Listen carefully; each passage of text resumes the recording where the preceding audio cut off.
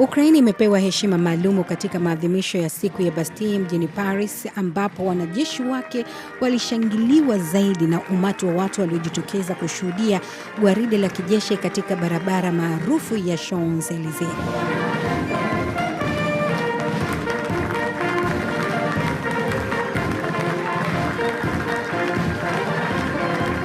Rais wa Ukraine Volodymyr Zelensky, kama unavyomuona, alipokelewa kwa kupigiwa makofi na viongozi wa Ulaya walioshiriki hafla hiyo, huku akionekana akikumbatiana mara kadhaa na rais wa Ufaransa Emmanuel Macron mwishoni mwa gwaride hilo.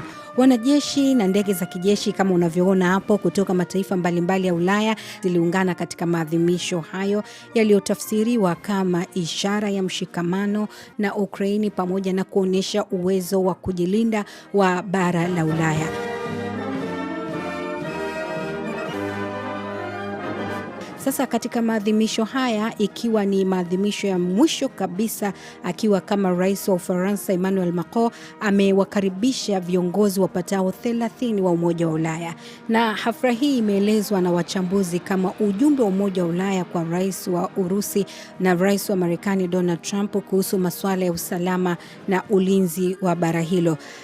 Na hata hivyo, maadhimisho ya mwaka huu yalifanyika huku Ufaransa ikikabiliwa na changamoto za hali ya hewa. Moto mkubwa wa msituni na wimbi la joto kali, vyote hivi vimesababishwa kufutwa kwa baadhi ya maonyesho, ikiwemo yale maonyesho ya jadi ya fataki pamoja na baadhi ya maeneo ya kikosi cha zimamoto katika maeneo kadhaa nchini humo.